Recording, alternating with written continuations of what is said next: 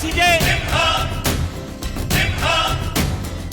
ಹೆಜ್ಜೆಲಿ ಅಚ್ಚೊತ್ತಿದೆ ಕಟು ಸತ್ಯವು ಧರ್ಮ, ಕಣ್ಬಿಟ್ಟರೆ ಎದುರಾಳಿಯು ಭಸ್ಮವೇ ನರಸಿಂಹ.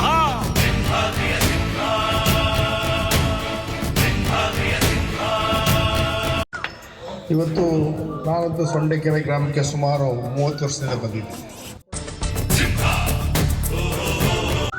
ಕಾಂಗ್ರೆಸ್ ಪಕ್ಷ ಒಂದೇ ಬಡವರ ಪರವಾಗಿ ಚಿಂತನೆ ಮಾಡೋದು, ಕಾರ್ಯಗಳು ಮಾಡ್ತಕ್ಕಂಥದ್ದು.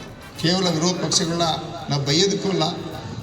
ನುಡಿದರೆ ಹೊನ್ನುಡಿಯದು ಮರು ನುಡಿಯುವರಿಲ್ಲ, ನ್ಯಾಯಾಂಗದ ಕನ್ನಡಿಯದು ಕಡೆಗಣಿಸುವರಿಲ್ಲ.